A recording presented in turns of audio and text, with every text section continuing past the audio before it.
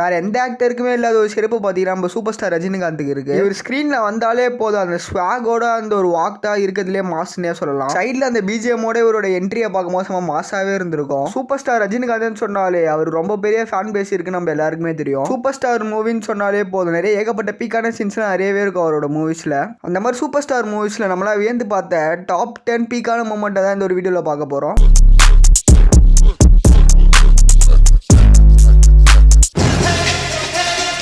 தீபாவளி பொங்கல்லாம் தாண்டி தமிழ்நாட்டுக்கே திருவிழானா super star movies தான். இப்போ ஒவ்வொரு சூப்பர் ஸ்டார் மூவிஸும் நமக்கு தீபாவளி பொங்கல்னே சொல்லி ஆகணும். 1997 அருணாச்சலம் வருது. அதுவும் நம்ம சுந்தர்சியோட டைரக்ஷன்ல இந்த ஒரு படம் தான் நம்மளோட 10th பொசிஷனை பிடிச்சிருக்கு பீக் மூமெண்ட்ஸ்ல. இந்த மூவில ஏகப்பட்ட சீன்ஸ்லாம் செம சூப்பராகவே இருந்திருக்கும். அருணாச்சலம் ஒரு அண்ணாதன் தெரிஞ்சோன்னு அருணாச்சலம் லவ் பண்ண பொண்ணோட அப்பாவே அவர் அவமான பத்தி வெளில அமைச்சிருப்பாரு வீட்டை விட்டு. அந்த ஒரு நேரத்துல தான் அருணாச்சலமோட அப்பாவை பத்தி அவருக்கு தெரிய வரும். அதே மாதிரி 30 நாள் 30 கோடி செலவு பண்ற டாஸ்க்கும் அப்பதான் வரும் அவருக்கு. இந்த வீட்டுக்கு முன்னாடி ஒரு அசிங்கப்பட்டு ஒரு அண்ணாத 10 பைசா கூட பிரோஜனம் இல்லைன்னு அசிங்கப்பத்தி அமைச்சாங்களோ அந்த வீட்டுக்கு முன்னாடியே மாசம் ஒரு என்ட்ரி கொடுத்துருப்பாரு. அதுவும் தமிழ்நாட்டிலே ஒரு பணக்காரரா நிறைய காரோட இறங்குவார் அந்த ஒரு வீட்டில். இந்த மூவில வர இந்த ஒரு பீக்கான சீன் தான் நம்மளோட 10th பொசிஷனை பிடிச்சிருக்கு.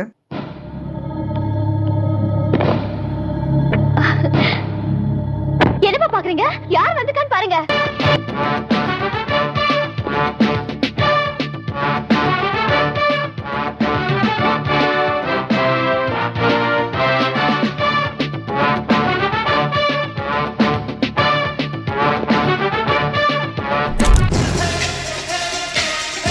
சூப்பர் ஸ்டார் ரஜினிகாந்த் ஒரு புது லுக்கில் ஒரு ஆக்டிங்கில் ஒரு வேற மாதிரி காமிச்சது தான் பார்த்தீங்கன்னா இந்த எந்திரனில் என்னதான் சிட்டி வசிந்தவன் நல்ல கேரக்டர்லாம் இருந்தாலுமே இந்த ரெட் ஷிப் மூலமாக வர சிட்டி 2.0 தான் செம கேரக்டர்னே சொல்லி ஆகும். எந்திரன் படத்தோட பீக்கான மூமெண்ட்டே இந்த ஒரு கேரக்டர் தான் சொல்லி ஆகணும். ஃபர்ஸ்ட் டைமாக பார்த்தீங்கன்னா சயின்டிஸ்ட் பார்த்தீங்கன்னா ரெட் ஷிப்பை போட்டு சிட்டியை பார்த்தீங்கன்னா சிட்டி 2.0 மாற்றிருப்பாரு. அந்த சிப்பை போட்டோன்னே ஒரு ஸ்டைலான ஒரு வாக் ஒன்று நடப்பார். அது சூப்பராகவே இருந்திருக்கும். பிஜிஎம்மும் சூப்பராகவே இருந்திருக்கும். மியூசிக் டைரக்டர் சூப்பராகவே இந்த மியூசிக்லாம் போட்டிருப்பாரு இந்த ஒரு படத்தில். இந்த படத்தில் வர இந்த ஒரு பீக்கான சீனை பார்த்தீங்கன்னா எப்போ பார்த்தாலும் செம கூஸ் பம்ப்ஸாக தான் இருக்கும்.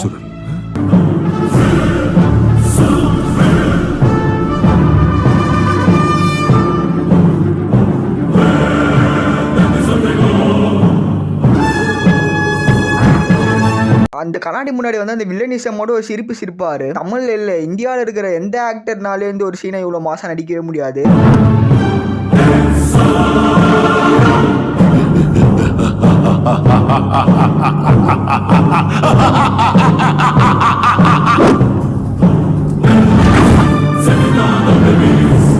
இந்த ஒரு சீனுக்கு அப்புறமா இந்த ஒரு படமே செம ஃபாஸ்ட்டாகவே மூவ் ஆயிருக்கும் தான் சொல்லி ஆகணும். சிட்டி 2.0 கேரக்டரில் ரஜினி வர ஒவ்வொரு சீனுமே செம கூஸ் பம்ஸாக இருந்திருக்கும் பார்க்குற ஆடியன்ஸுக்கு. ஹாப்பி தீபாவளி ஃபோக்ஸ்.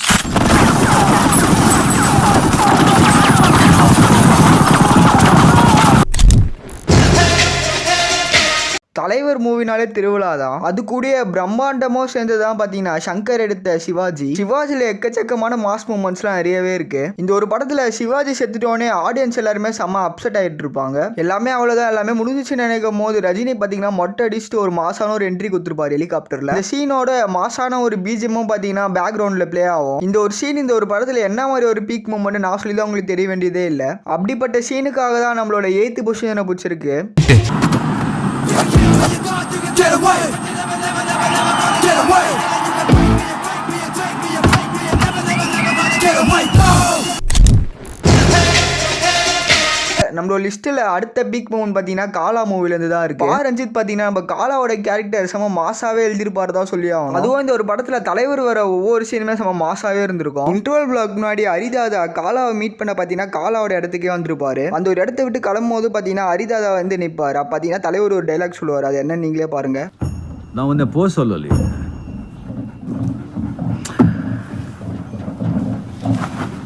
நீ தாராவுக்குள்ள வரப்ப கேட்காம வந்திருக்கலாம்.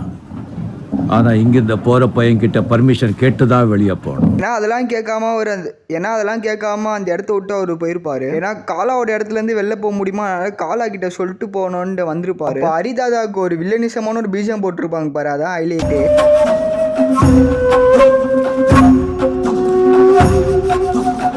ஹரிதாதா காலா கிட்ட நான் இப்போ போகலாமான்னு கேட்கும் ஒரு மாசான பிஜிஎம்மோட தலைவர் பார்த்தீங்கன்னா ஸ்லோ மோஷன் திரும்புவார். அந்த சீன்லாம் செம பயங்கரமாக இருந்திருக்கும். இந்த ஒரு சீன் தான் நம்மளோட லிஸ்ட்டில் 7th பொசிஷனை பிடிச்சிருக்கு. போலாமா?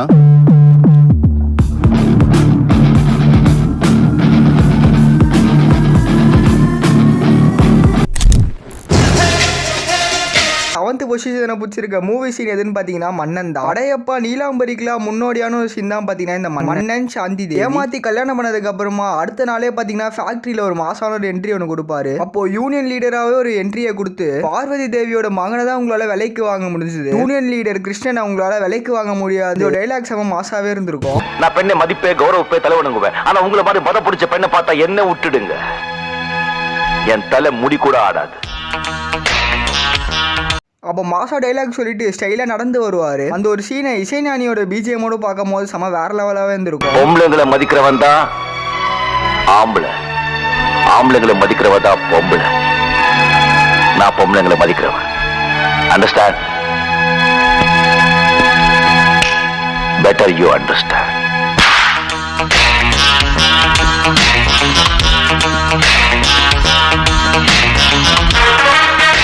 நிறைய பேருக்கு தெரியாத விஷயம் எதுன்னு பார்த்தீங்கன்னா ரஜினிக்கோ ஜெயலலிதாக்கோ அந்த படம் ரிலீஸ் ஆகும்போது நிறைய பிரச்சனைலாம் இருந்துச்சு. மன்னன் சாந்தி கூட பேசுகிற ஒரு சில டைலாக்லாம் பார்த்தீங்கன்னா ஜெயலலிதாவை அட்டாக் பண்ணி பேசுகிற மாதிரியே இருந்திருக்கும். ஒன்றுமே இல்லாமல் ஸ்க்ராட்ச்லேருந்து பணக்காரனா ஒரு ரஜினி மூவிஸ்லாம் பார்த்தீங்கன்னா எல்லாமே செம்ம சூப்பராகவே இருந்திருக்கும். அந்த லிஸ்ட்டில் முக்கியமான படம் எதுன்னு பார்த்தீங்கன்னா அண்ணாமலை. அண்ணாமலை படத்தில் ரஜினி பணக்கார ஆன பிறகு ஏற்கனவே பிரசிடெண்டாக இருந்த சரத்பாபு முன்னாடி அடுத்த எலெக்ஷனுக்கான ரிசல்ட்டை அறிவிக்க பார்த்தீங்கன்னா ஒரு மீட்டிங் மாதிரி ஒன்று கண்டக்ட் பண்ணியிருப்பாங்க. அங்கே இருக்கிற பிஸ்னஸ் மேன்லாம் பார்த்தீங்கன்னா சரத்பாபு தான் ஜெயிக்க போறாருன்னு அட்வான்ஸாகவே கங்க்ராச்சுலேஷன் சொல்லிட்டு இருப்பாங்க. அதே சமயம் இன்னொன்று பக்கம் தலைவரோட அந்த மாசான ஒரு வாக்கியம் காமிச்சிட்டு இருப்பாங்க. யாருமே எதிர்பார்க்காத மாதிரி அந்த ரிசல்ட்டில் பார்த்தீங்கன்னா அண்ணாமலை தான் அடுத்த பிரசிடென்ட்னு சொல்லியிருப்பாங்க. அந்த நேரத்துல கதுலாம் திறந்து ரஜினி பாத்தீங்கன்னா கோட் சூட்ல மாசான என்ட்ரி ஒன்று கொடுத்துருப்பாரு, வாயில சிகரெட். அந்த ஒரு நேரத்துல தேவாவோட பிஜிஎமும் வந்திருக்கும். அதெல்லாம் பார்க்கும்போது அரங்கமே அப்படி அதிரும் தான் சொல்லி ஆகணும். அதிக வாக்குகள் பெற்று நமது சங்கத்தின் புதிய தலைவராக தேர்ந்தெடுக்கப்பட்டவர் திரு அண்ணாமலை அவர்கள்.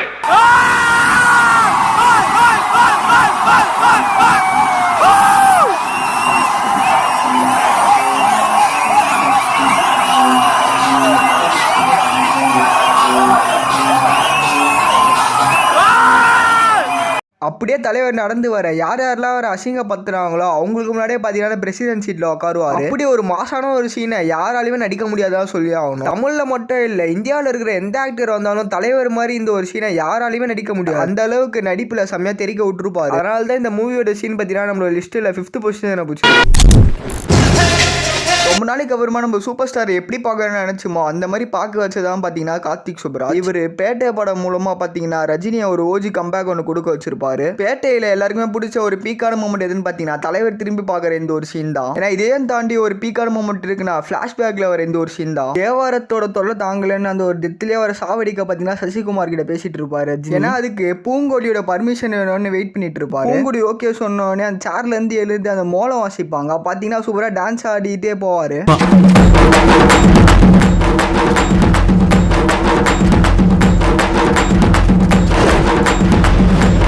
போனோடனே கன் எடுத்து அந்த சிங்காராவை போட்டுருவாரு. அங்க ஒரு டைலாக் சொல்லிட்டோன்னே ஒரு மாசான ஒரு பிஜிஎம் ஒன்று அனிருத் போடுவார் பாருங்க. அதெல்லாம் பார்க்கும்போது சூப்பர் ஸ்டார் ரஜினிகாந்தோட தீவிரமான ஒரு ஃபேன் நம்மளுக்கு நல்லாவே தெரிஞ்சிருக்கும்.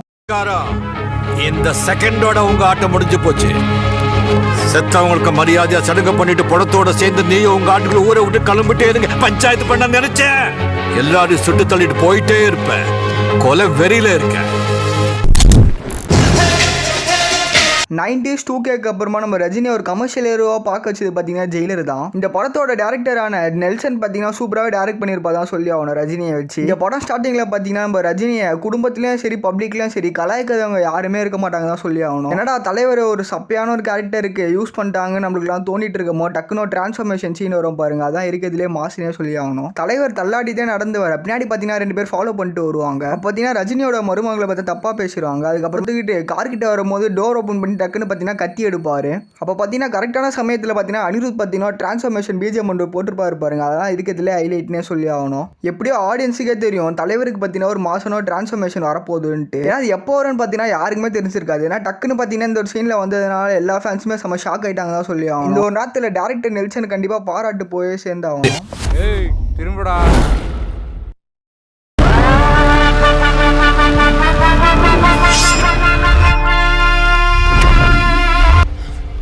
என் மருமகளை பத்தி ஏதோ சொன்னீங்க, என்ன சொன்ன?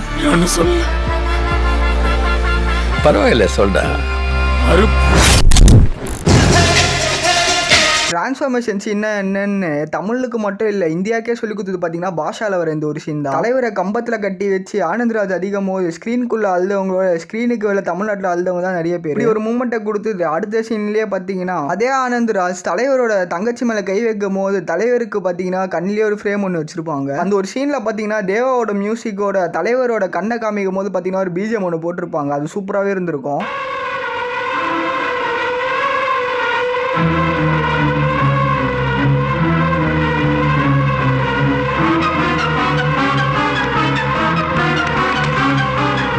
இவ்வளோ அடி வாங்கிட்டு ரத்தம் வழியே நின்றுட்டு இருந்த மாணிக்கம் கிட்ட இருந்து யாருமே இந்த ஒரு அடியை எதிரே பார்த்துருக்க மாட்டாங்க. ஒரு பஞ்சு விட்டோன்னு தலைவர் ஸ்டைலாக நிற்க அந்த ஒரு சீனை 1000 தடவை பார்த்தாலும் கூஸ் பம்ப்ஸ் எப்பயுமே வந்துட்டு தான் இருக்கு.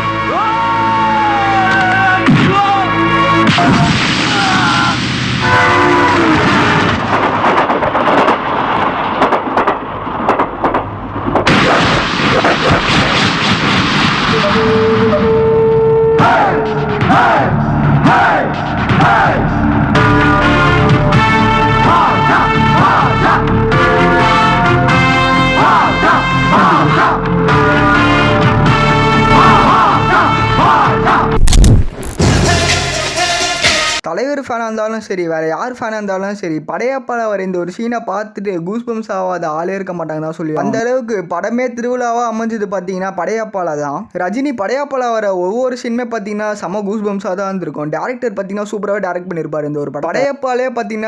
படையப்பாலே ஒரு பீக்கான சீன் எதுன்னு பார்த்தீங்கன்னா அந்த ஒரு ஊஞ்சல் சீன் தான் நிறைய பேர் சொல்லுவீங்க. ஏன்னா நம்ம இந்த ஒரு சீனை பார்த்து எல்லாருமே ரசிச்சாலும் இதோட ஒரு பீக்கான மூமெண்ட்னா அது இந்த ஒரு சீன் தான். நீலாம்பரியோட சவாலை ஜெயிக்கிற மாதிரி ஒரு சில விஷயத்தெல்லாம் பண்ணியிருப்பாங்க. ராதா ரவியே லட்சுமி கிட்ட மன்னிப்பு கேட்க படையப்பாவை நீராம்பரிக்கே சம்பந்தம் பண்ண ஒரு நேரத்துல அம்மாவோட பேச்சை தட்டவும் முடியாம கொடுத்த வாக்க காப்பாற்ற முடியாம இருந்திருப்பாரு. படையப்பாவும் பாத்தீங்கன்னா ராதா ரவி வீட்டுக்கு பாத்தீங்கன்னா கிளம்பி வந்திருப்பாரு. அந்த ஒரு நேரத்துல பாத்தீங்கன்னா பாக்குற ஆடியன்ஸும் பாத்தீங்கன்னா செம்மையான ஒருங்கி போயிட்டு இருப்பாங்க.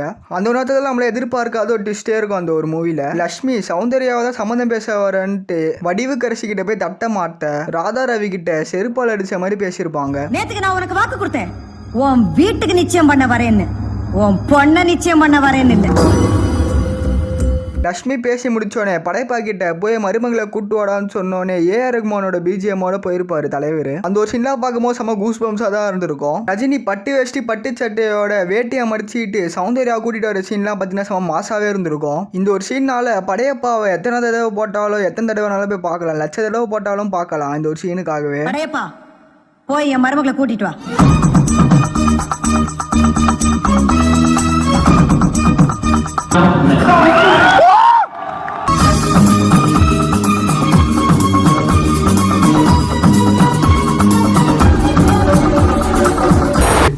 என்றைக்குமே தமிழ் சினிமா பொறுத்த வரைக்கும் தலைவர் பார்த்தீங்கன்னா பிக் ஸ்க்ரீனில் வரும்போது செம எப்பிக்காகவே இருக்கும், மாசாவே இருக்கும். நான் சொல்கிற இந்த விஷயத்தெல்லாம் எந்த ஆக்டராலுமே ரீப்ளேஸ்மெண்ட்டே பண்ண முடியாது. இந்த ஒரு விஷயம்லாம் பொறப்புலேயே வந்தால் தான் ரஜினிக்கு அடுத்ததாக ரிலீஸ் ஆகிற ஜெயிலர் 2 இந்த மாதிரி மாசான சீனா இருக்கும்னு நினைக்கிறேன். நெல்சன் தலைவரை வச்சு எப்படி டேரக்ட் பண்ணியிருக்காருன்னு வெயிட் பண்ணி தான் பார்க்கணும். இந்த வீடியோ அவ்வளோதான். உங்களுக்கு ரஜினி பிடிக்கிறா மறக்காம சேனல் சப்ஸ்கிரைப் பண்ணி இந்த வீடியோக்கு லைக் கொடுத்துருங்க. கமெண்ட்ல வந்து சூப்பர் ஸ்டார்னு மறக்காம கீழே கமெண்ட் பண்ணிட்டு போங்க, நானும் பார்த்து தெரிஞ்சுக்கிறேன்.